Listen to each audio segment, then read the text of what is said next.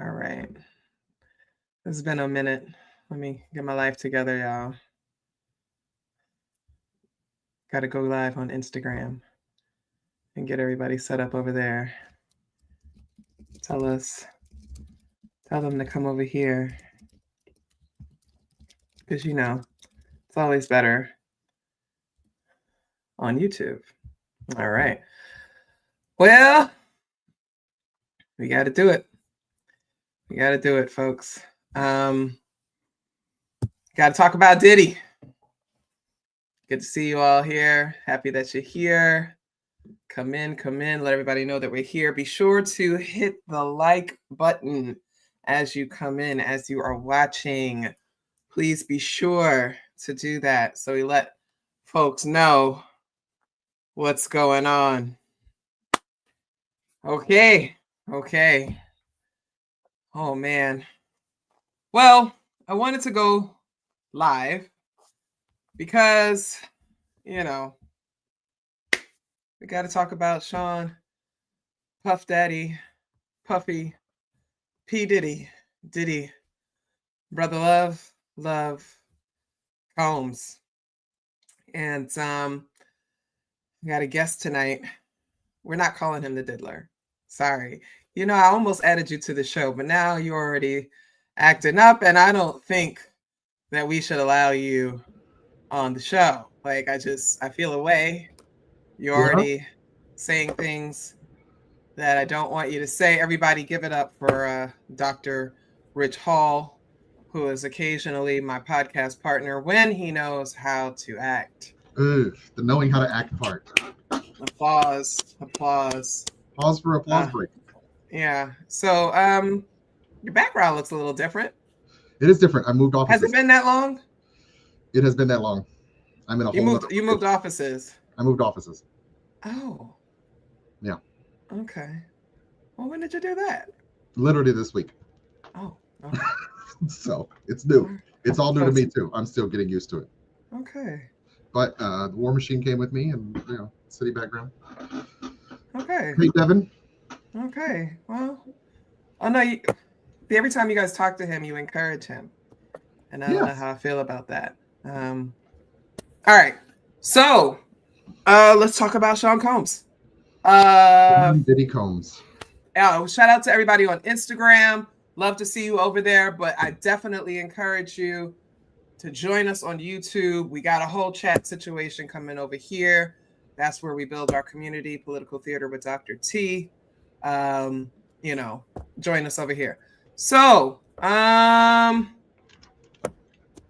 Sean Combs. Sean Diddy Combs. Sean Combs was... Why'd you join Instagram?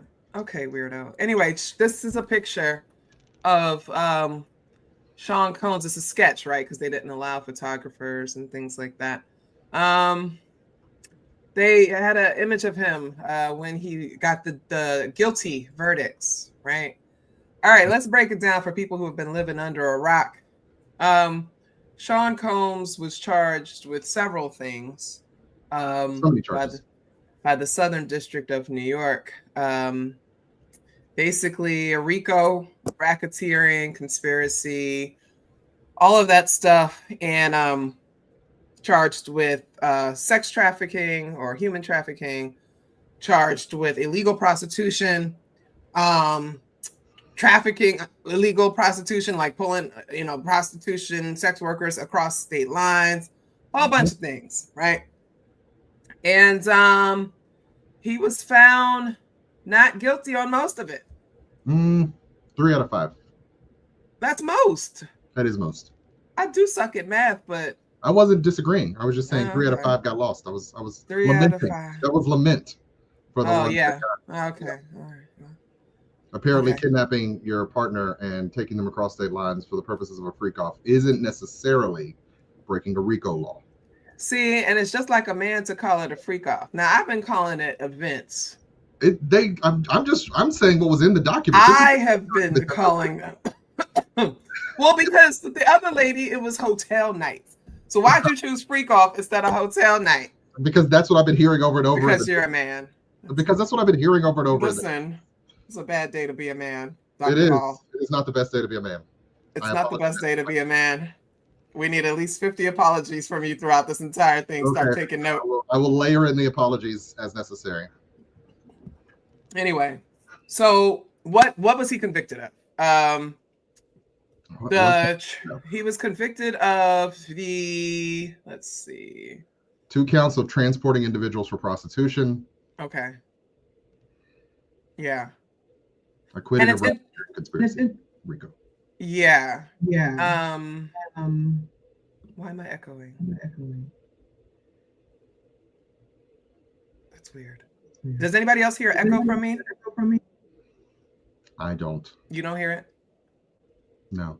Okay. Just making It sure. doesn't Yeah. mean it's not happening. Right. Anybody else hearing an echo? No? Okay. So those were considered. That y'all do hear echo? Okay, hold on. Let me figure a little bit of echo. Let me figure out why there's an echo. You talk about the charges and stuff. We talk about the charges. Oh no. The person who knows the least of this. He was denied bail pending sentencing, and convicted on the 2 counts of transporting individuals for the purposes of prostitution, and acquitted on the RICO charges. So he was charged on the Mann Act, which is known as the White Slave Traffic Act, a federal law that criminalizes transportation of women and girls for immoral purposes. And despite the witnesses and what they've talked about in the trial, despite Cassie's very clear allegations against him, some of which we saw on camera. Test. Test. I'm sorry. I'm trying to figure out this echo situation. Oh. But they said it's okay. We don't hear it anymore. Okay. All right. Yes. Great. Okay. So yes, keep going. Sorry, you were saying something smart. Was I? Yeah. Okay. Despite Cassie's allegations and us seeing her being abused, they did not get him on the RICO charges. Mm-hmm. But he is looking at possibly 5 to 6 years with a 20-year maximum. Okay. Jail. Okay. So there was a lot of obvious disappointment, at least on my timeline, because I don't follow stupid people. I'm not in community with rape apologists, abuser apologists. I mean, there could be abusers and they're just not vocal about it, but I don't curate that kind of space. And you have to be really intentional about kind of like the social media space, even though they try to force things on you with these For You pages and these recommendations and stuff like that. You can manipulate the algorithm. So what I've been seeing most of the day has been people, I'm going to take this picture off. God, he's just so ridiculous. So what I've been seeing primarily has been people, upset and disappointed. A lot of survivors of sexual assault, kind of lamenting that, like, this is why we don't come forward. Like, the system is just proving again that, people are not going to believe survivors, etc. And it's definitely interesting. So for me, and this is a point that I made, I said, the reason why I am an abolitionist is because of shit like this. When you have money, you can buy these lawyers, you can buy people, because I am not convinced that he didn't have at least one of the jurors on there, especially when we started hearing about there's a holdout, when we heard about the dude that was living in New Jersey but lying about living in New York. When we were getting, so I followed these different YouTubers that were in the courtroom talking about the jurors were asleep, especially when they were going over the psychology of abuse, victims of abuse and things like that. People were asleep, and they did not bring in any alternates. People who had been asleep periodic days over the last 7 weeks. Not once did they remove any of them, right? In the closing arguments, as Mark is talking, there's people that he's making jokes and the jurors are giggling with him and laughing. Like 3 or 4 of the jurors are laughing along with his corny jokes. Yeah. Like, come on, man. Like, why are we supposed to believe in this system? This is complete bullshit, because we know a few things. One, if he didn't have this money, right, would the outcome be the same? Right. Nope. He wouldn't have 9 lawyers. Right. 2, 9 of the best lawyers. Right. If the victims were white women, right? Because Cassie is mixed race. She's like, half black, Filipino, etc., whatever. Like, these were not white women. So we know if it were, these would be different situations. And the thing is, he has civil lawsuits from white women, so I'll be interested to see how those play out. But these are all the things that we have to think about. It's like, we all know what we saw with our own eyes. Right. And people are saying, oh, well, that's just domestic violence. Just domestic violence. Domestic violence is used as a coercive tool, and that's the problem. If they're trying to prove that he was coercing people and trying to, force people into things, and the fact that the jury can't make a connection because they're not smart enough, that's my other problem with juries. Like the average American is not smart enough to serve on a jury. To say that. A jury of your peers. Peers. I'm too smart. That's what I'm smart enough to choose a bench trial. I'm smart enough because I have no freaking peers. I'm smart enough to choose a bench trial. Most smart people don't do juries. To be honest, you got the person who's they're too smart. Yeah. And lawyers select out smart people. They know to not put a person who's going to hold the whole proceeding up by being smart. No, they're not going to have me on a jury. I'm too smart. No, they're kicking you out. Absolutely. PhD, they're not letting you on there, Dr. Hall. Are you kidding me? You're a psychologist. Yeah, no, I had someone, I knew a colleague who was a psychologist who tried to get on a jury, and they got kicked out pretty fast once they asked them a few questions, because they're like, oh, you're a clinical psychologist? Oh, okay, thank you. That's all we need. That's it. Like, they're not letting smart people serve on juries. Right. I mean, respectfully to people that get selected for juries, but I pretty much lied to get on a jury once. Like, I was just kind of like, yeah, I don't know anything about this. Because I was tired of work at the time. You just needed the time off. I just needed to be, and my job paid me to be on jury duty. So I was I need a few days off. You're not approving my PTO. So I'm gonna go be on the jury. doing your civil duty. Civic duties. Yeah. And it was in the Bronx. So in the Bronx, the juries never convict people. The Bronx DA be struggling because the jury's always like, nope, they didn't do nothing. But anyway, you had a jury who, for all intents and purposes, did not seem equipped to handle a case of this magnitude, right? They had to send a complaint saying that one of the jurors was not following the judge's instructions or didn't seem to understand them. We do know some things about the jurors, right? We know that there were several that were in their 60s and 70s. There was a white woman. There's one white woman, and she was 74 years old. It's 8 men and 4 women. 2 of the women were older Black women. We don't know. I don't know their ages, but they were older Black women. One of the YouTubers I follow, he said that he referred to one of them as Pearl, like from 227. So I would imagine that she's like an older Black woman. Right. And then he called the other one Bertha and was talking about her falling asleep a lot. Pearl and Bertha were often falling asleep, but Bertha was the one primarily laughing at Mark's jokes, right? So, so basically you had 8 men and 2 patriarchal Black women. So he had 10 people. Yeah. That's really all he needed. And we don't know what the 74-year-old white woman there. She was probably there because they were like, have you heard of Sean Combs? And she was like, who? Right? Yeah. So I imagine that it was harder to find younger people who didn't know who Diddy was or didn't have some kind of opinion. It's Diddy. Like, it'd be nigh impossible, even in the 2020s, to get people who don't know who he is. He's been rather ubiquitous for like 20 years. Right. Famous. He's been famous for 20 years. I apologize for using a big word on the show. Wow. Why are you insulting my viewers? No, that's not for the viewers. I feel like I sometimes just get a little too heady. Get off my show. What are you doing?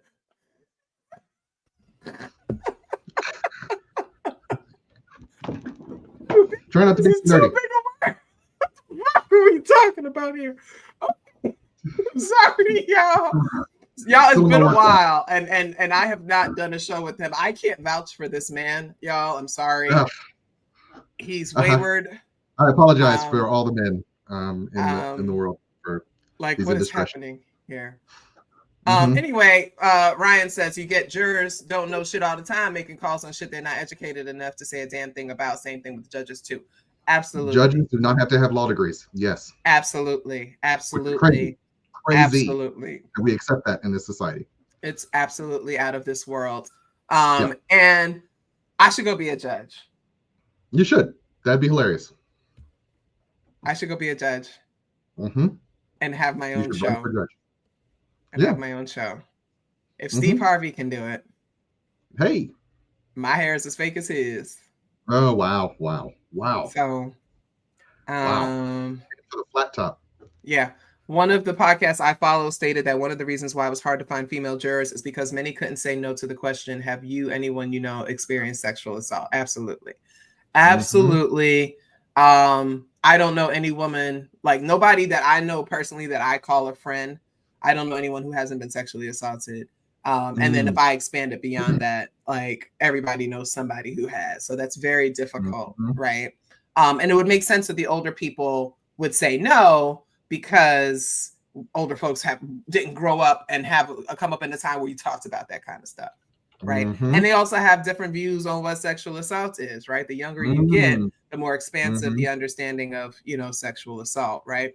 Right. Okay. So he is not convicted of the RICO. And with the RICO, they only had to prove like two kind of, you know, underlying conditions for it, right? They only had to prove two things, which I think they did. I'm not gonna lie. Yeah. I think they did. One, the coercion. First of all, Capricorn Clark's testimony was so key to this entire thing. And the bottom line is that they don't believe women. None of the women there, Capricorn, Cassie, Jane, Mia, you know, they really didn't believe those women were telling the truth, or, you know, or that what they said happened to them actually happened in that way. As bad as they say it was, which is often the case when it comes to sexual assault. It was, well, weren't you complicit? Didn't you want to be there? Weren't you enticed by his money? It's not that the money was being used as a lever of power, but that the individual, the victim, was being enticed by the promise of power and money, not the person is lording power and money and full on like physically assaulting. We have evidence. And so are we saying that's the only time he ever physically assaulted in such a brutal attack? Like, what are we saying he's allowed to do here? And that what are we saying these people's behaviors allowed them to be sort of exposed to? Like, it's simply their choice, as opposed to this person is a horrible human being who deserves some kind of consequence for the types of things he's committed against these people and more. These are just the people who came forward and were willing to testify. Also, July 4th is Friday. These people wanted to go home. Well, absolutely. And so much of United States justice hinges on the jury wanting to go home. That's valid. It could be either the best thing for you or the worst thing for you to have your trial be like right before a holiday, because people want to go home. So they're either going to rush to sentence you, or they're going to rush to let you go because they don't want to be there. So, you know, that's how that goes. So, yeah. Unfortunately, justice can be a little too swift in this country. So, or just show up at all. Exactly. I'm gonna choose a bench trial every time. Every time. You know, any of the crimes, the places that I would commit a crime, these larger cities, for example, they're gonna have, you know, some decent judges. And so at least I'll take the judge. I'll take my chances with the judge, right? So not that you premeditated any crimes, allegedly. I have not done anything. Yeah, that's what I'm saying. I'm agreeing. I'm putting it out there. Disclose, just saying. You're seeming thoughtful about it. Maybe nothing serious. Right. What's the point of being educated about a topic like this when you would be labeled as too biased to serve a jury? Having randos be on a jury for essay trial rather than essay experts is just stupid. Exactly. This is why I'm an abolitionist. Okay. This is exactly why I'm an abolitionist. Hold on one second.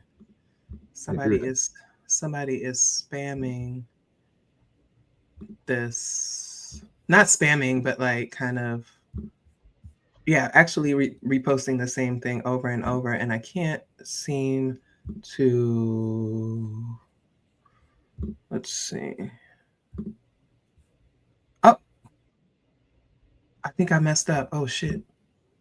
No, nobody knows what you're doing. I don't. Oh, I'm sorry. Instagram, y'all. I lost the Instagram feed. Oh, well, they'll find their way. So this is a heavy time for people. And I kind of wanted to create this space. I kind of wanted to create the space for us to talk about this. So we do have y'all in the chat. We do appreciate y'all in the chat. I'm gonna put the link if anybody wants to come and join. I'm gonna put it in there if you have something that you want to say, if you have some thoughts you want to share on camera. Do not spam me. Last time that happened, somebody got on there and flashed me their penis, which is also sexual assault. So I'm going to make sure that if you do that, I will find you and I will have your ass shot. So, but if you are in the chat and you want to join and you actually have some goddamn sense, you're welcome to come behind the scenes. So anyway, so I was thinking about this because there's a lot of heaviness on the timeline, as you know, as one might expect. And I don't know, I just I feel like we need to talk about that stuff. It's very hard for me to see. Wait, hold on. Let me show some videos while we wait to see if anybody else is going to come. Because I got a couple of videos queued up, friends. I want to share my screen, share the audio. Okay, so let's see this. Hold on. No, it doesn't matter. He beat her. He beat her. He kicked her. He spit on her. You can't handle the truth. You can't handle the truth. You can't handle the truth.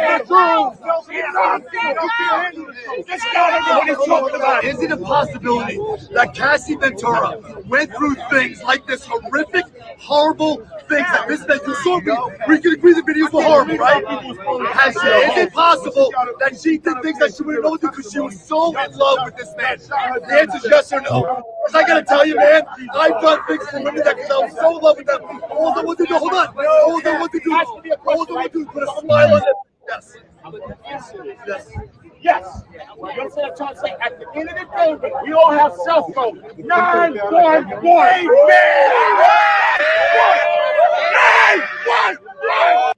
You ignorant bastard. I'm sorry. I'm sorry. You know, you hear a black man saying, call 911. That's why I keep telling people this is about patriarchy and misogyny. Ain't got shit to really do with race. I'm just gonna be honest. Okay, the victims were not white women. It's a black man. We can neutralize for race. Okay, we can control for race. This is about misogyny. Okay, so there's so many people that are just like, you can call the police. The police force has twice the domestic violence rate as the country. You call the police to report a man is beating on you, and they come and laugh with him about it. So who's going to call 911 when so many cops sexually assault their partners? They sexually assault people they pick up on the street. They sexually assault sex workers. They physically assault people. Like, what is going on? Yeah. Right? Okay. Yeah, people don't feel safe. Yeah. So we got another one. Hold on. Let me share this one here. Yeah. Because, you know, niggas are going to be who they are. I heard sleeping falls in the freak. Look. Slide at your wrist. So I have to ask you, come with a bottle of Extra Glide and baby oil, or did you pick them up afterwards, or how did that take shape? It was actually gifted to me. Okay. It was a gift that keeps on giving. Never even seen this thing. Okay. It's the first thing. Right. But when I touched it, I seen the power that it had. Yes. It have magical properties. Right. Magical properties, man. But you got to keep it separate from the baby oils. That's how you get caught up in the freak out. So just make sure you just do. Whoa, when I heard the not guilty, I didn't know if I was hearing it right. I said, I made noise in the corner. You know, the officers, the court officers is trying to tell us quiet. I think he needs to be now as an advocate against abuse and abuse of women and abuse of anybody. I think he needs to stand firmly in this and become a beacon in this. He needs to become an ambassador of this now. This is something that he personally needs to do. Okay. But also, Yeah. If you walk past that guy on the way out of a 7-Eleven, would you stop and listen to him talk, or would you just keep walking? So the news cameras are totally like, yeah, get this guy, he's going to be good TV. But like the vast majority, 98% of us would be like, hey, dude, I ain't got the time. I ain't got no money on me, partner. I'm going to keep going. So now there's people that are saying, oh, there were people out there that were, you know, they're satirical. They are just, you know, out there clowning. Okay. You know, No, but let's watch another one. there will always be the people who will worship, you know, money and power, and it doesn't matter what they do. We're currently in the middle of a presidential administration. That's the result of. These aren't serious people.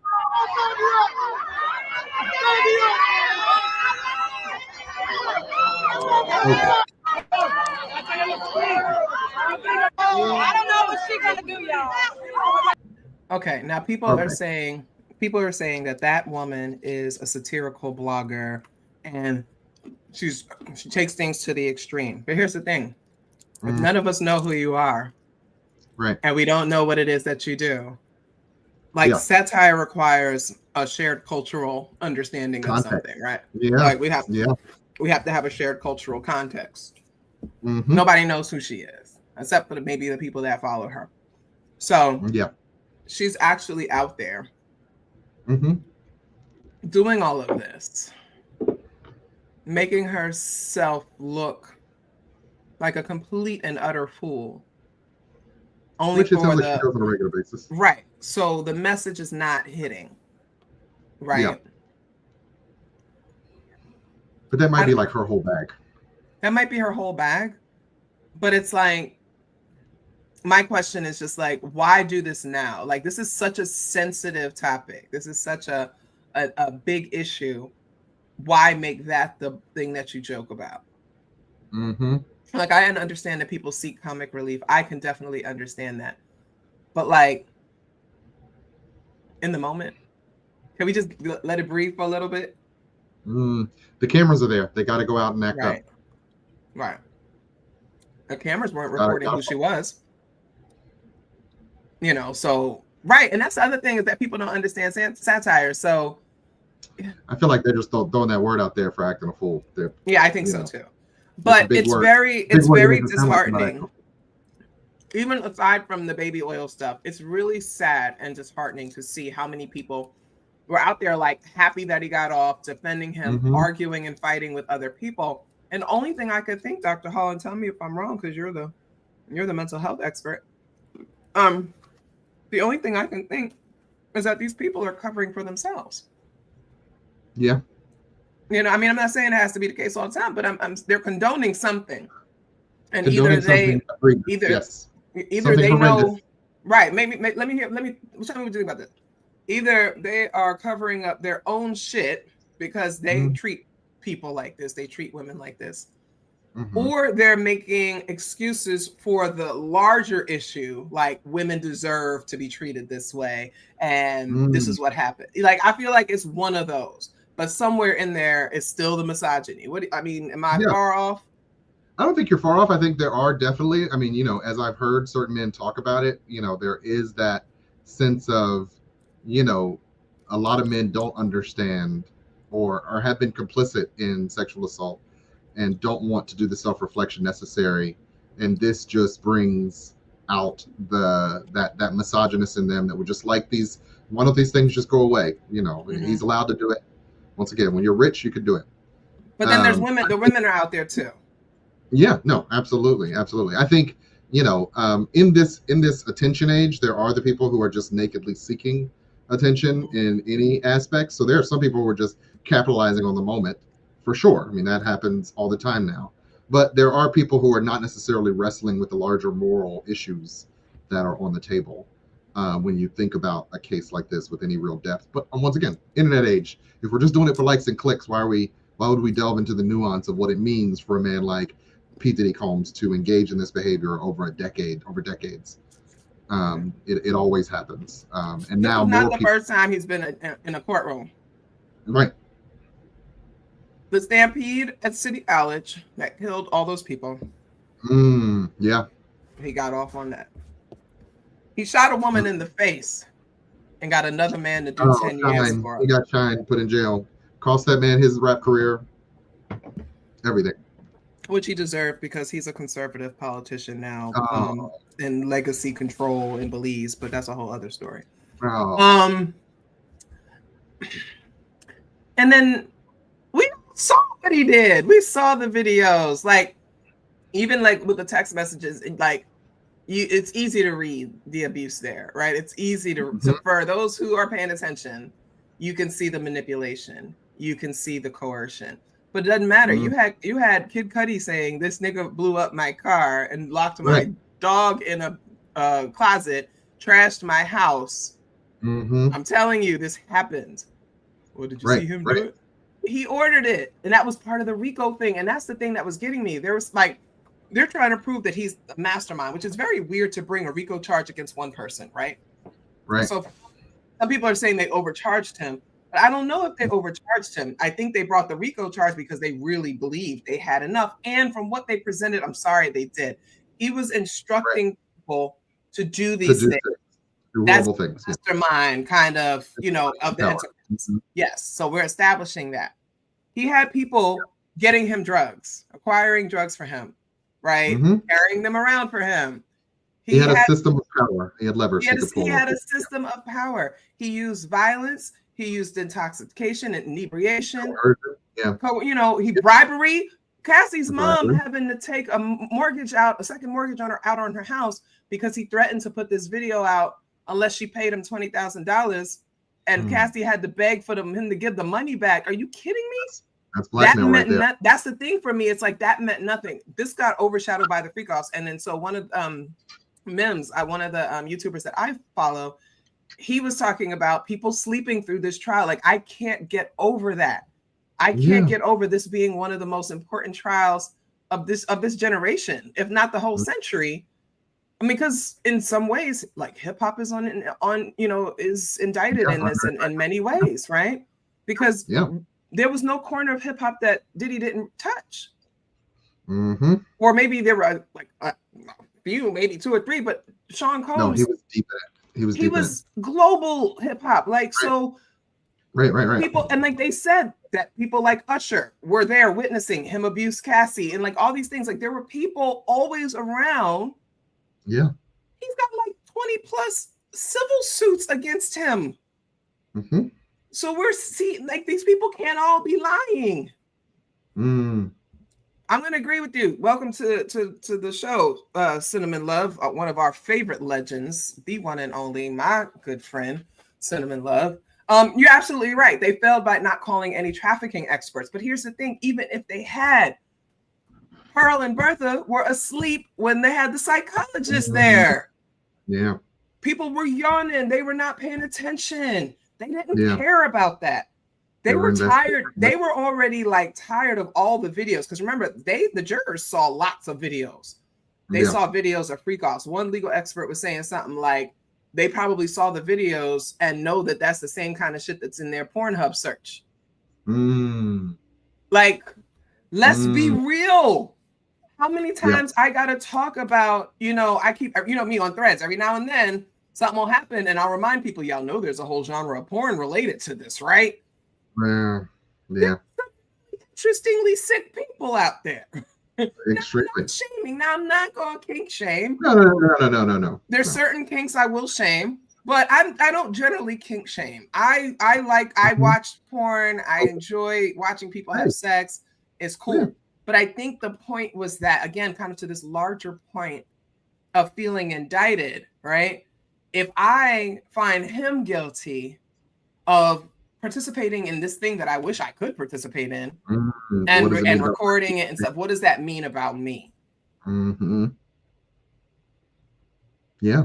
You know what I'm saying? And so, yeah. Very key. I think, once again, when we talk about why people struggle with sort of letting go of misogyny and letting go of so many of these antiquated ideas around sexual assault and healthy sexuality, it's because there is so much shame in American society about sex. And so if I can't reveal the stuff about me and my sexuality, and so how can I stand an indictment of him? And there was a time where, you know, all of this would have been considered, you know, if he had done this 40 years ago, definitely would have thrown a book at him. But to do it today, when things are a little bit more liberated, but like, liberated, that's just a thing.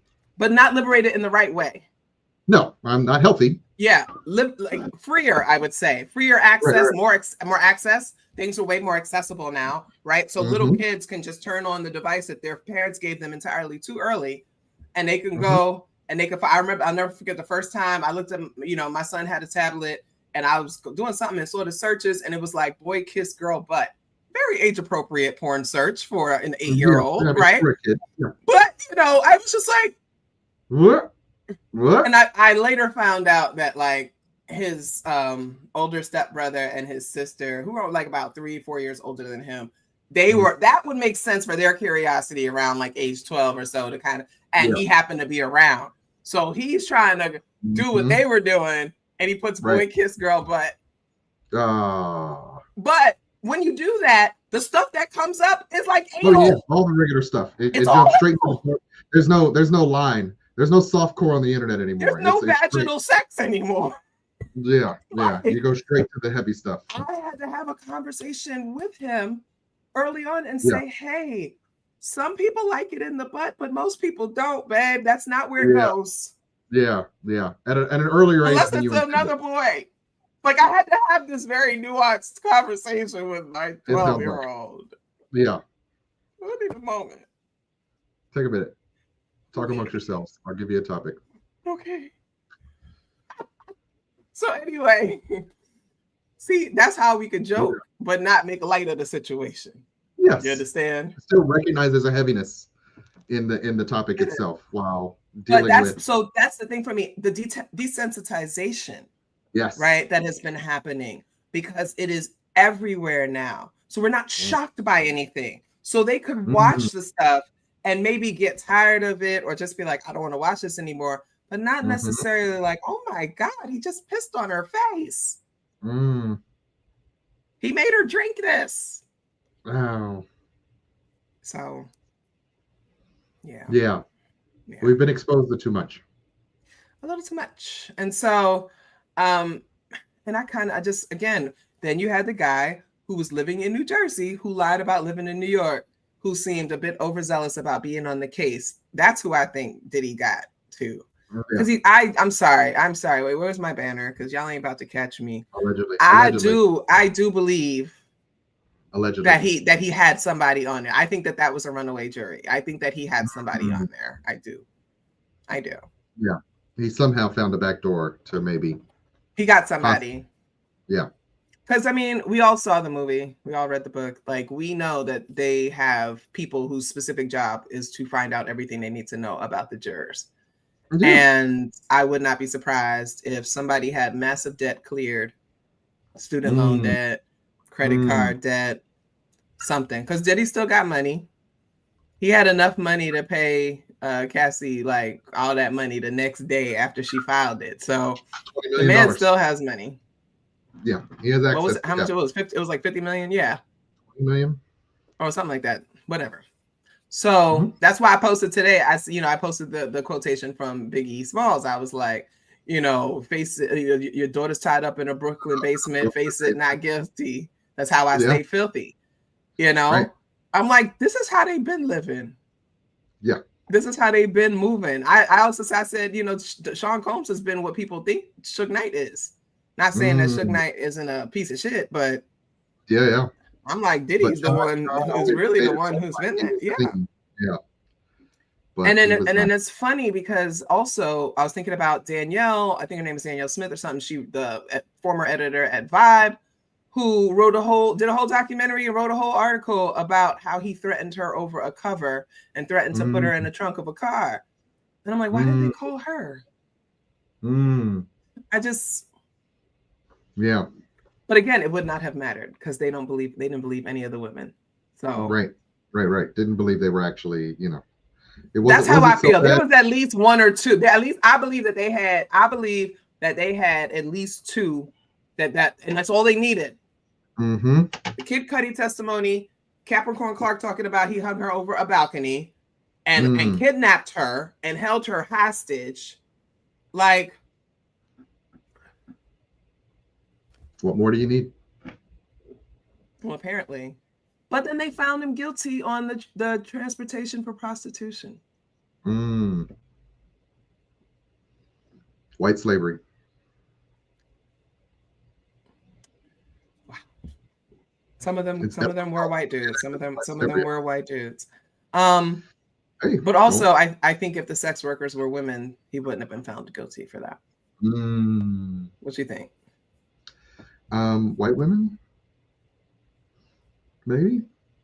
No, I mean as sex workers. Oh no, I think that white female sex workers get get the shit worse in some ways. I think because they are like, especially if they fuck a black dude, they're permanently tarnished, and race traitors and lovers, all of that stuff like that. Yeah. I don't know. Like, I just feel like if the sex workers that he hired were actually women, he might have got off on that too. But because it was dudes, they're like, because there's always that, well, what dude is actually a sex worker? Like, what dude would be a sex worker? Like, what kind of man? Not what kind of heterosexual man, right? What kind of man? Which we don't know if these guys were heterosexual or not, but what kind of man sells himself, right? And so that's where they probably come from with that. Let me punish you and send a message to these dudes out here selling sex. Like, what are you doing? What are you doing? Don't betray the great male race by giving it up for money. I don't think that they had sufficient proof.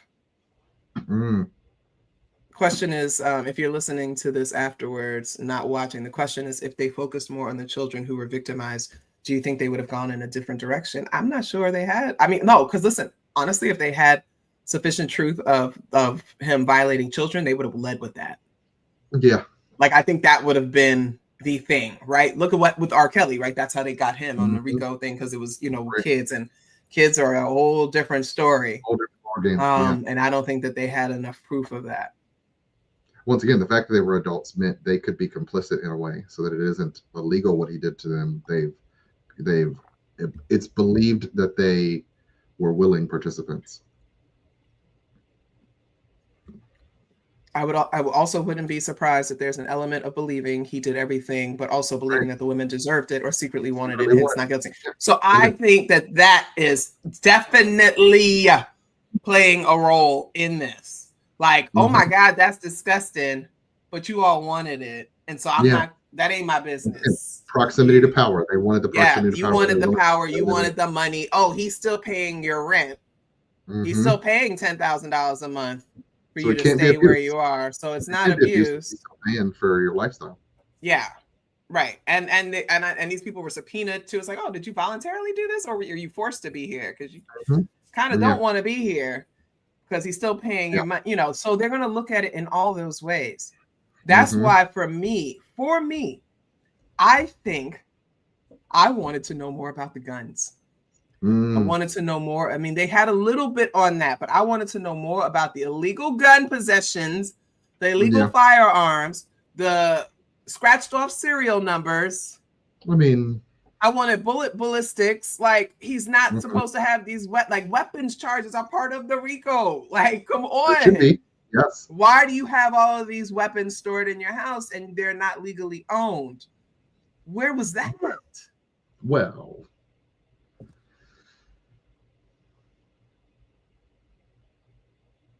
he had to protect himself from all the bad stuff he was doing. They focused so much on it, and they led with it with the goddamn baby oil. I don't even know why that was a thing, because they already started to make it seem like a mockery of some sort. Let's focus on 1,000 bottles of baby oil. Who gives a shit? Right. It's not against the law to own baby oil. Yeah. But they went out thinking that if they grossed people out enough with the sex stuff, they would just convict him just because they were just disgusted by him. And I'm like, y'all just ain't reading the world that you're in right now. Yeah. What's worn out now is stepchild and step-parent and stepsister and brother. Like, that's what people want to watch. 70,000 men on a fucking Telegram talking about ways that they could sexually assault their own children and each other's children and sisters and wives and mothers. Yeah. These are depraved human beings. All those men that signed up for what's her name, Pellicote or something like that out there. I forget if I got her name wrong. The French woman, Giselle, and her husband. All these men responded to this ad to come and do this to his wife. Depravity. We live in a depraved world. Men are horrible. Yes. And 8 of them were sitting in that jury. There was no. But I mean, if you're going to load a jury to get a guy off of a crime like this, you'd want fewer women on the jury. So let's talk about the sentences. So, assuming Diddy is sentenced and only serves a handful of years behind bar, how likely is it that hip hop welcomes him back? Hip hop never got rid of his ass. There's that. They still love him. Yeah. They love him. They were fine with it until that video came out. Then they started pulling back a bit, but then it became, well, that's between them. Hip hop loves him. He made half of hip hop what it is today. Let's not deny Sean Combs's influence. I drive around and I'm playing my music and every other song because of the era that I like to listen to music from. Damn near every other song has his signature on it. Either his voice is on it, he produced it, he wrote it, it's one of his artists. Come on. Yeah, there was a phase you could not get away from Diddy for that late 90s, man. Late 90s. That early 2000, that Chinese food era took over and changed the game forever. Okay. Yeah. And so, and so that idea, and that's, I think that was a good. I think it's a good question. Like, first, so, they denied him bail, so he can't leave. Yeah. That's what I heard. Right? Am I wrong? Yes, he's denied bail. See, wait. Sean Diddy Combs denied bail. I'm trying to get these updates. Was convicted Wednesday, transporting a prostitute to participate in his drug-fueled sex marathons, but acquitted of racketeering and sex trafficking. Denied bail and ordered him to remain in detention until sentencing. Combs faces as much as 20 years in prison. But here's the thing. The reason that I read that the reason why the judge kept him in is because of the domestic violence. Because he is a violent man with obviously serious anger issues. So the judge is listening to these women testify. And the judge is like, you hang people over balconies, you blow up cars, you know, all these things. I'm not giving you any opportunity to seek retribution on any of these people, you know, what have you. So you're going to stay in here until we sentence you. He's been in jail for 10 months. They're supposed to be sentencing him in October. So that's another 3 months. So it'll be like 13 months. He'll have a year. So if the sentence is, you know, they say, oh, we're going to give him like 2 to 5 years or 5 years, whatever, you know, with time served, he's already served a year. So I do think that Diddy will go to prison. I don't think it'll be for very long. His team is already mounting an appeal. They started mounting that appeal like 2 weeks ago. So I don't think he'll be there very long, but I do think that he will be sentenced and he will be going to jail. It is likely that he will be in jail. And I tend to think, you know, you mentioned Suge Knight earlier. Like, Suge Knight was never able to get back to his previous status. You know, hip hop is a medium that is very present, and you got to stay in the light in a way. And so, you know, him being in jail, similarly with R. Kelly, like, you know, going to jail does affect your image in a way. And you're because what brand is going to work with him, right? So a lot of what he was doing in the beginning, very shrewd businessman. I'm not going to say smart, but I'm going to say very shrewd businessman. As he was creating his own stuff. He was creating his own clothing line, his own production company, his own entertainment management company. He had his own liquor, right? Like, he knew the power of ownership, because if you try to align yourself with brands and other companies, they could drop you, they could try to screw you over or what have you. So I think he sold Ciroc. I don't think he has any. I don't think he has anything to do with Ciroc. He had to sell a lot of them because of all this heat. And I think Sean John, didn't he sell Sean John? Did he sell Sean John? Don't She's gonna Google it. But I do agree. I think Devin said in the chat, like, there's like almost 10 years ago.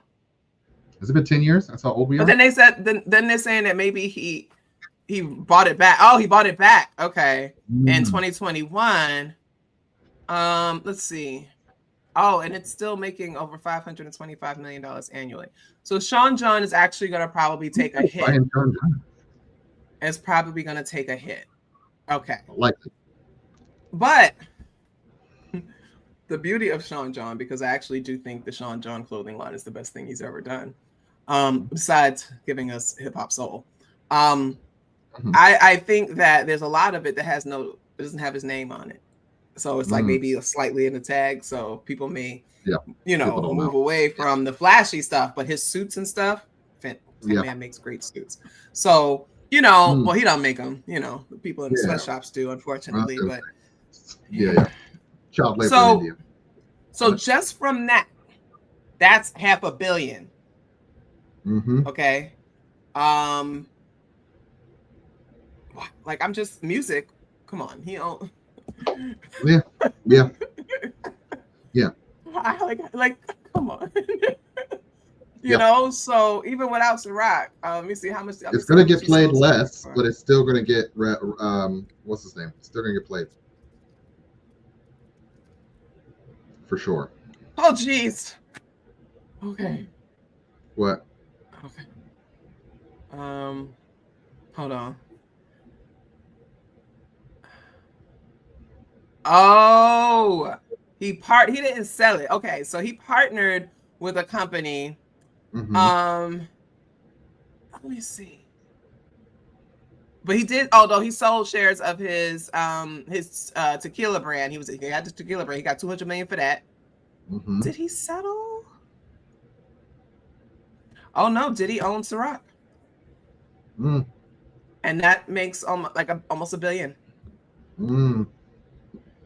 Stop buying Ciroc, y'all.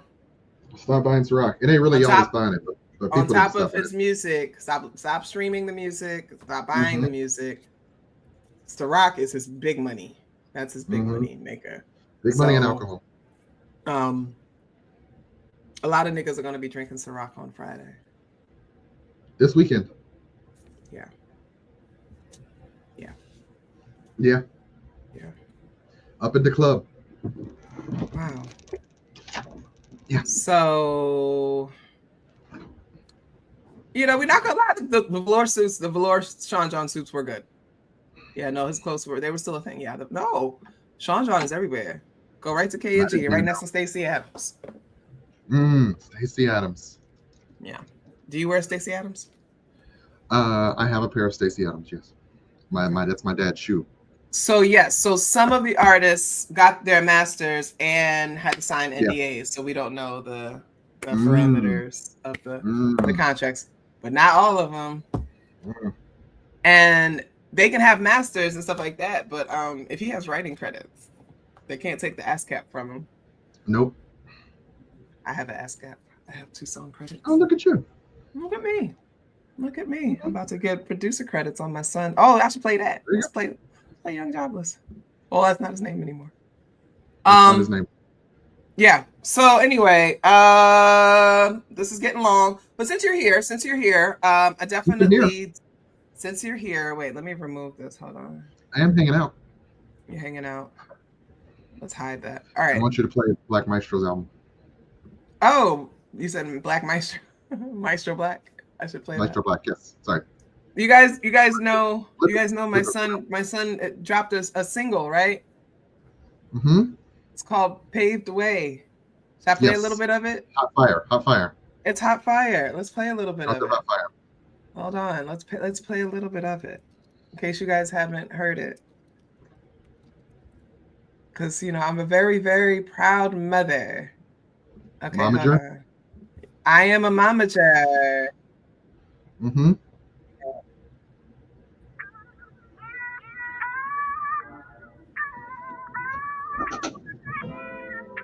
So,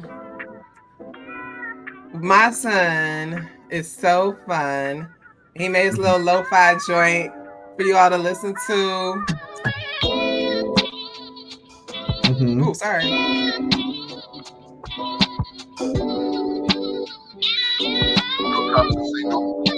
You cop the single? Mm-hmm. I'm telling them to go cop the single. It's really loud. Let me turn it down. Sorry, it's loud in my ears, y'all.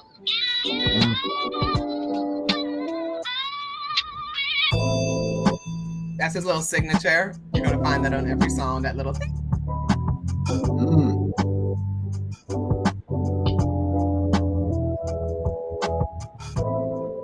So anyway, my son made this very proud mom. track. Very proud mamager. That's mommy on the graphics. I designed the logo. There you go. Nice. I'm here. I told her, I said, I'm gonna look after you till you get older and we negotiate a different situation with a new manager. I'm gonna take care of all of this because I ain't gonna have nobody. Yeah, it makes you want to sip wine and smoke, right? It's a vibe. Like it sounds like run it up, y'all. He's got it on. It's on Apple Music. It's on Spotify. Although I'm having my issues with Spotify. It's on Amazon Music. Actually, when you're on Instagram and making reels, you can look for it and use it as your music. So it's kind of like some good kind of I'm walking through my day, get ready with me music, right? Like run it up so other people can hear it, right?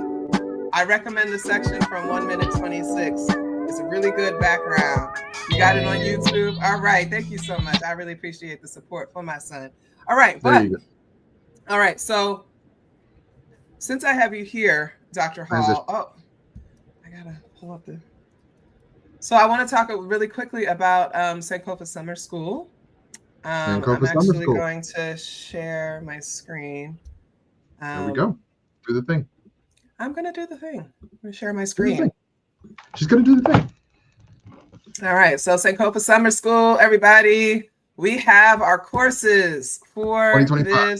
2025, right? At the top is very clear. You can register. So I want everybody to see. I'm teaching a class. So here's the thing that kind of gets to me a little bit, everyone, is that when people ask me questions that are answered on the website, we even have a frequently asked questions section. So sometimes I just feel like I give you the website and I really want you to go look at it. Go read the website. Like, don't go to her. Please read the website. All right. Put a lot of work in that website. I did. Read it. Did. Now. So to meet, give you a quality website. Go read it. Is this like that meme? Like, you better listen to her because she. So yes, I am teaching a quality website. She's going to tell you about it. You better hype her up. So I can get something that I can record for Instagram to promote the school, please. Yes, give you a good clip. Okay. So I am. Oh my God. Okay. So I'm teaching a class from Superfly to Foxy Brown, how Blaxploitation saved Hollywood. I'm really excited about it. You guys know I love Blaxploitation. I'm happy to talk about it. We have various classes, right? Thrive. What? Oh my God. I was saying when the class is July 21st. They can go to the website and see it. I'm shouting it out. Oh my God. You just ruined my whole thing. I'm sorry. I apologize on my behalf and to all men. I ruin things. Anyway, thriving in our truth, Black liberation and gender expansiveness. Okay. Like, this is really important. No more on the power of naming as Black people and really kind of looking at this. This is so important. Okay. Do Black lives matter to God? Making sense of theological responses to Black suffering. Okay. That's Reverend Naomi. The body remembers, the body resists, honoring the autonomy of enslaved women and kind of looking through how enslaved Black women exercise bodily autonomy, right? We're taking it international. Of course, this school is across the diaspora, right? So I know I'm Dominican, Blackness in the Dominican Republic. We got to talk about that, right? By my good friend Lolo, Sister Leslie Mack, great reproductive justice activist and advocate. If abortion is the floor, reproductive justice is how we soar. And really going to talk about this framework and make sure that everybody knows that reproductive justice is a framework that was created by Black women, right? So everything in this school centers Black people, right? Afrofuturism centers and the Black speculative arts movement. The one and only Dr. Ronaldo Anderson, one of the greatest scholars of Afrofuturism, will be talking about that. archiving, and this is super important. So sometimes we have workshops, we're teaching you how to do things. And so the archiving workshop is super important because you all need to start collecting everything. You need to start archiving everything now. Okay, because they are erasing things, they are burning things, they are banning things. We need to make sure that we're doing that. And then we get to this guy, right? Hey. So our own hey, this guy, Dr. H, brother, can Dr. we H? talk? Brother, can we talk? Navigating Black men's mental health in an anti-Black world. Can you please tell us a little bit more about like what your class is going to be about and what you hope people can get out of it? Also, why it's important. Sure, I think it's important because often when trying to examine mental health, most people assume it's through a Eurocentric lens. I mean, hey, white people built the whole system, right? And I've learned in my work with Black people that some of what we are gets pathologized just by virtue of us dealing on a daily basis with a system that was not built for us. And so if I can take that opportunity, this class, as an opportunity to teach people how to survive, how to deal with mental health issues while recognizing that the system isn't necessarily built for them. And the system is often built to cage us, to make us feel less than, make us feel worse than.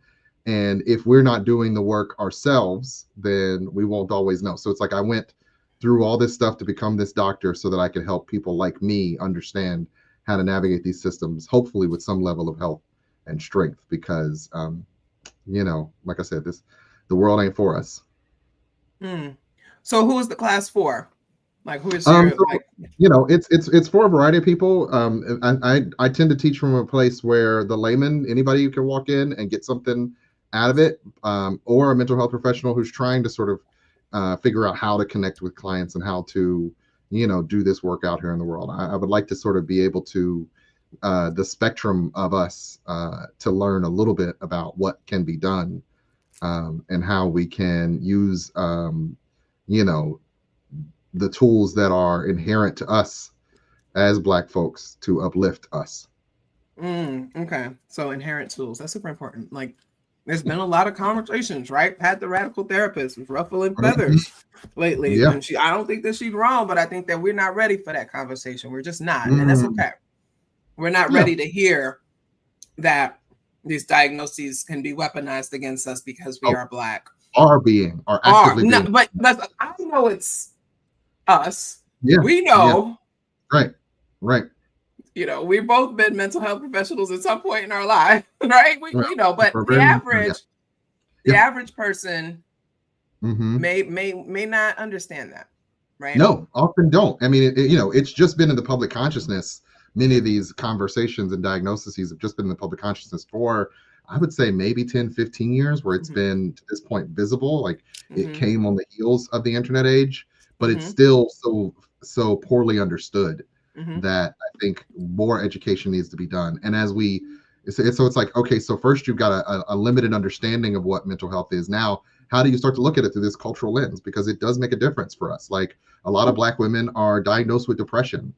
I'm going to pause you for 1 second. I'm pausing you 1 second. You got to answer this question.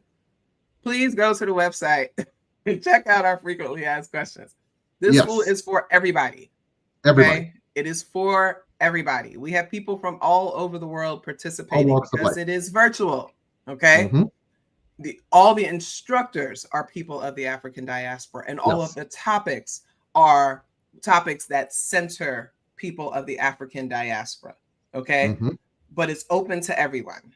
All right. Okay. So that is one of the most frequently asked questions. So you were going on talking about Black women and depression, and Black women are often diagnosed with depression, but when you look at some of the factors that make up their daily life, it's a matter of how could you not feel sad about some of those things? How could you not be in grief by some of the things you might have experienced? And so are we calling that a pathological depression? Are we saying that's a reasonable response to the world, right? Experience? And so how could we give you tools? Sure. While recognizing how effective are those tools going to be when you still need to eat, you still need to feed your kids, you still need to so we understand those limitations, how we have to sometimes go outside the norm to give people the support they need, and that we can't just rely on the Freudian, maintain an emotional distance from our people, because that's not how we truly connect, right? We are a communal people. We are a very what's the word? We're not individualistic. We're what's the other one? My brain just Collectivist, blanked. animistic. There we go. Collectivist. There we go. That's what I was looking for. Collectivist people. And so, yeah, how can you learn how to do this from that space, from that Afrocentric lens? And I do believe that it can be done. You're focusing on Black men's mental health, right? Because people always say, y'all don't do nothing for men. So we are focusing on men. The funny thing is, I do a group for men. I've been doing it for 1 year, so I have my 1 year anniversary in January. Shout out to you. Applause. Everybody put a one in the chat to celebrate Doc and his 1 year. 1 year anniversary of the Black Men's Group. We're going strong. We got 14 members who show up pretty regularly, and then occasionally guys who show up and tell us their life story and then disappear. But that's dealing with men. But like the one question I get asked is, why aren't you doing something for Black women? And it's like, there's only the one of me. So, you know what I mean? Like, I think it's in part because in our community, the resources are so lacking that people, whenever they see one thing, they immediately think, well, what's not there? Because there's just so much need out there. I think maybe, what if I came out to Cincinnati? What if you paid me? What if you hired me to come out to Cincinnati and I could help you running the women's group? A Black female group? Yeah. I mean, an Afrocentric group. Why not? If we get our chips up or get a grant or something, maybe we'll have you out once a month. What y'all think? Come down to the Harder North Side and have Black women come out and talk. Once again, it's a thing. North Side is. It's a nice little slice of town. We got a question for you, Doc. The blue hair would fit in. Oh. What the hell? I'm just saying, part of the neighborhood where you'd How is be. my hair catching a stray? It wasn't a stray. That was saying that that's the place. Okay, answer that question, please. Higher rate of burnout for mental health history for Black practitioners, something per usual, not given studies. No, there's a lot of talk about. I mean, just like in academia, there has been research on Black practitioners who feel sort of essentially the higher burden than their peers because of that additional cultural component. We know how much need there is out there, so we can often get more burnt out because we give so much of ourselves. We give in a lot of non-traditional ways, and it is hard for us often to separate the job from our own identity, right? Our own personal identity. And we could often be the only person in our families who's pursued higher education, the only person in our social circles who's pursued this type of degree. So a lot of people will lean on us. Often we chose this field, this degree, because we like to help people. And so guess what? You become a never-ending sort of source of help for people. And if you can't set the boundaries for yourself and or teach those boundaries and expectations to the people around you, burnout's going to come. So there is information out there. You say, hey, look, we got one on the talk right now. It's not for everyone. And I think having spoken with you before, Dr. T, I will say it's a tragedy because I think you were good at what you do. But I understand that not everybody can continue to do it, in part because of the cost of what it does to you to give of yourself so much. Yes, indeed. All right. So I just want to make sure people know that we do have a frequently asked questions section. Okay? Thank you. It'll answer everything for you. I also want to make sure. I did. I want to also make sure that people know this is a pay what you can model. Okay. And so that means that I can't see the comments. Can you see comments? I haven't seen comments in several minutes. Oh, there we go. There's one. Okay. That it's a pay what you can model. We switched to this last year because I wanted to improve accessibility and expand the reach. And I didn't want it to be cost prohibitive. So you pay what you can. If you can't pay anything, then you put 0 in the box and you still register. If you can give $2, that's great. If you can give $30, so the suggested donation per class is $25. If you can give $30, that's great because that $5 extra goes to support somebody else who can't do that. We used to do scholarships when we first started, and I think we had 47% and then 30 some odd percent or something like that the next year that received scholarships. So we're here to help. We were there to help. But I was like, I'm going to lean and trust in my community a bit more. And definitely so, you know, for every person that I have that gets as a 0, somebody registers that adds a little bit more. So I see, ultimately, it's just making sure that I can give my instructors a little something, you know, and because again, most of the registrations we have now are like 0, and that's fine. There's no complaining. I want to make clear, I'm not complaining about that. You're trying to get out there. I want to be able to pay the people that are doing stuff. Yes. So when Dr. Hall has his class, I'd like to be able to compensate him. A lot of the instructors over the years, they don't take the money. But I want to be able to offer it. So if I offer it to every single person, I want to be able to do that. If they accept it, beautiful. That's fine. I will. Here you go. Thank you so much. If they say, hey, invest it back into the school, or hey, I've had somebody say, hey, invest it in yourself, because I don't make anything off of this. Like I don't pay myself. I don't do anything. Wrote their website by hand, y'all. This is a labor of love. I don't do anything, you know, I don't get anything from this. I take a little off the top to pay for the streaming that we use, the website maintenance, that kind of thing. But the domain, but I don't make money from this. I try everything that I can, as much as I can get, I try to redirect back to my instructors. I think right now, I think I have enough to give them at least $100, I think. So I would like to be able to give them each $200. It is an hour of work. And it is, you know, it's intellectually, is it laborious? Laborious works. Yeah, I'm there with it. You go, you're close. So yes, so that's what we would like. So there is a page that says donate. And I give you like options. And so we do celebrate our donors, the people that have given us. And look, if you give $1, we're going to put your name there. So I actually have to update this because we got a few more people. But if you give us $5, that's fine. But you can select your donation type. Is this going towards the covering other people? Is this for administrative support, directly to support the instructors?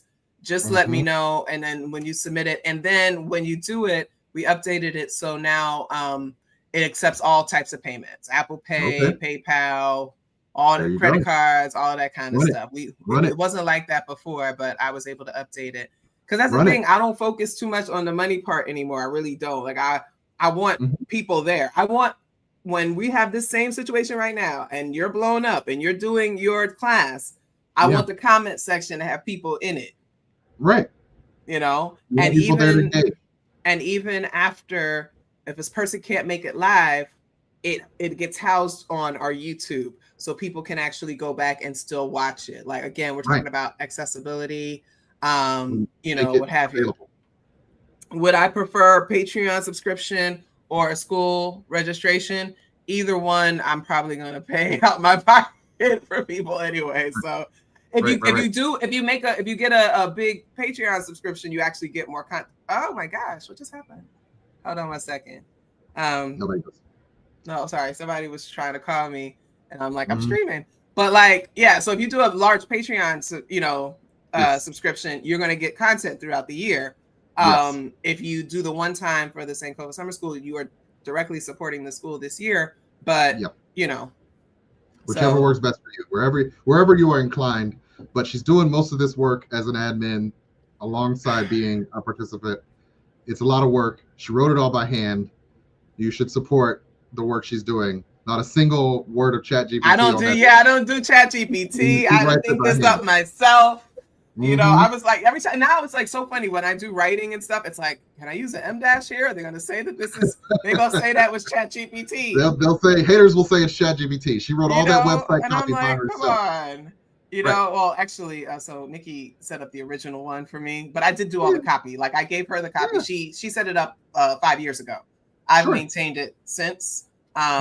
So you wrote a bunch of stuff. What would help more people and you? I mean, it's all the same. That's what I'm trying to tell you. I appreciate you. I'm telling you, but it's all the same. Like it's all going the same. You know. Right now, the effort is to the summer school. However, you want to support Dr. T, support Dr. T. She appreciates. Because I'm going to pay the people. You know, I'm going to give people money. Right now, she's focused on paying the people and getting. Right. So if you want to make it directly. If you want to make it directly on the website for the instructors, that's good. If you give it to me in Patreon, I'm probably still gonna use it to pay the instructors. So, yes, yeah, that's fine. Yeah, I'm sorry I wasn't that clear. Hi, folks. She's already in. What is that? Cherry Chill. Okay, seltzer. Yeah. 10 milligrams. Orbit. Yeah. She's already in orbit, ladies and gentlemen. Yeah. So yeah. So everybody can come to this. I say it's ages 14 and up. You can go through. There's some people who want their younger children to go. I would recommend you reading through and making sure that it is age appropriate for folks. If you cannot make any of them but still want to support the school, just make a donation. Also, when you register, you don't have to actually go through the donate. You can just go to registration, register yourself for a class. If you want to take one class, say you want to take my Blaxploitation class, or you want to take Dr. Hall's mental health class, but you want to make a donation, ring it up as whatever your donation is going to be. So, you know, that's that's how that goes. We hope to see you there. So you said something that got me for a minute was the time zone not being next to the class. Oh, since you're on the West Coast. Oh, then I saw it was next to the times in the graphics. Oh, I did the best I could. She wrote all the copy. Sorry, it was a lot of copy for one person to write. I actually designed all the graphics. Yeah, so she's responsible for both. Yes. I'm sorry. She's doing a lot. It's good that you put it in the graphics. Be a guest on Mark Lamont Hill to promote this. I could. Maybe. She knows people. I do. I know everybody. I don't. But again, I'm also me. It is a lot of copy, isn't it? Shout out to Dr. T for the copy. It is. Does her things. Wait, hold on. Let me see how many people we got registered. I'm gonna give you raw. Look at this live and direct. I'm gonna give you raw right now. 3 weeks out because we start July 21st. So we are about oh shit. Oh, baby, I like it raw. What the hell is happening? Was that you? What? What? What? Oh God. Okay, hold on. I'm trying to log in. Now they want me to look for a token in my email. There you go. Okay. That double authentication out here in these streets. Listen. Okay. Do you need to eat? Secure. I do. It's late. 6, 3. Sun's been real low. 9, 6, 6, 8. Don't say you're talking out loud on the stream, man. I know. Can't nobody. Okay, let's see. So sales. All right. Wow. Hey, now. Wait, now. How many does it show per page? Is this 40 per page? No, 2, 4, 6, 8, 10, 12, 14, 16, 18, 20. Okay, 25 per page. Again. So that's 50. That's 50. Oh, snap. 75. There you go. Oh, snap. About 85 registrations. Nice. Now, some of them could be the same person and maybe they didn't want to get a bundle or whatever. But that's 85 registrations, right? And I love it. I would love it. I would love for your class to have at least 45 people in it, right? Yeah. So go. And I'm looking at the numbers and a lot of them say 0. And I have absolutely no problem because I see a 0, then I see a 50, and I see a 45, and then I see a 0. So listen, the community will come together. Yes. So also you gotta give people time. People don't, a lot of folks, they wait until the week of. Oh yeah, no. So I know I'm just trying to get it out there now and try to promote now. So just so I can have a clip for Instagram because you ruined the other one. I apologize. I'm the worst. Go ahead. Oh my god. Oh my god. Oh my god. You're acting like a 12-year-old. Okay, hold on. Let me. Remember, I told you on thin ice. You on thin ice. I'm in. All right. So, okay. So, all right. So, again, tell people what your class is about and why they should come and why they should support Sankofa Summer School. Sure. Dr. Rich Hall, proud to be part of Sankofa Summer School. this year for my Brother Can We Talk? Navigating Black Men's Mental Health in an Anti-Black World. It's a class where in 1 hour, I will do my level best to talk about some of the challenges that Black men face when it comes to mental health and how often some of the ways in which we are navigating the world is pathologized, and how to help if you're a person who helps Black men, if you're a person who's seeking to connect with Black men, or if you're just a Black man who's trying to figure yourself out.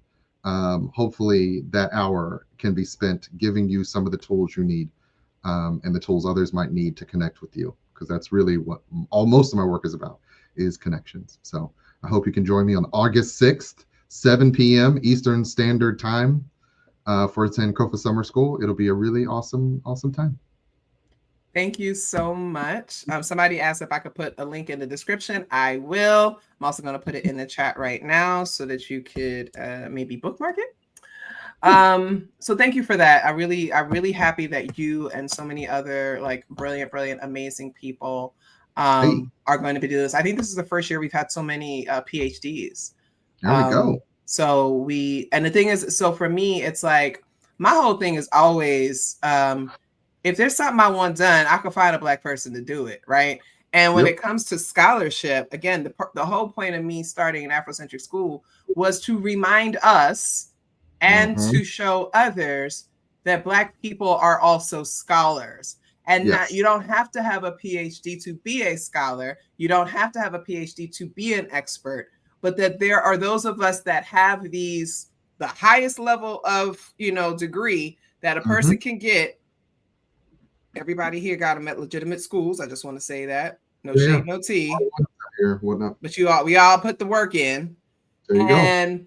Have become experts, but not only experts in our fields, experts in how we share information with people. Because that's the thing. A lot of people can be a subject matter expert and not necessarily know how to teach it, how to share it. So for example, Reverend Naomi teaches at Villanova. She has taught at different schools. Like, she's a professor, so she's going to know how to discuss this, even though she does not have a PhD, you understand? So I know Dr. Shanae teaches, Dr. Jeffries teaches, Miller, I think, does a lot of workshops as well. You know, I might teach out there. A little bit, so that's really important. We need to know that Black people know things. Black people can teach you things. Black people can share their expertise. Black people can teach things, right? Only 2% of tenured professors are Black women, and that's an absolute shame. Black women make up 6.5% of this country, and are only represented by 1/3 of that. And so that's not, but we're here and we're smart and we know what we're doing and we care about the liberation of our people. But that's also why I started this school. This school is about the liberation of our people. Point blank, period. It's about everybody's collective liberation. So white people are going to come, they're going to learn things that are going to liberate them in some ways, right? Asian people are going to come, indigenous people are going to come, people will come and be able to just learn awesome things. All right.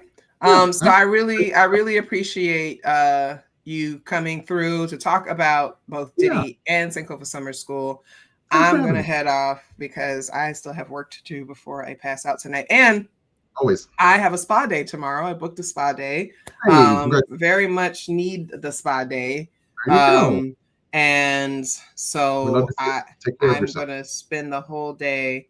And it's supposed to be nice tomorrow too. So I'm going to be in various jade pools. I'm going to be in a rooftop pool. Nice. I'm going to show everybody all of this here. There you go. Let it all hang out. I'm going to let it all just be out. Yeah. And I'm gonna get in the volcano bath. There you go. Volcano sand bath. I'm gonna do the light therapy. I'm gonna be in the sauna. There you go. I'm doing it all. Get it from the morning to the evening. There you go. I'm excited about that. Thank you all very much. I really appreciate you all joining and being a part of this. Until next time, I'm supposed to be doing this more often, but this summer turned out to be a lot busier than I expected.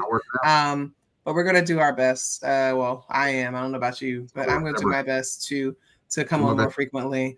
Love you all. Thank you. Be sure to hit the like button on your way out and subscribe if you haven't subscribed. Like, share, and subscribe. Thank you. Bye.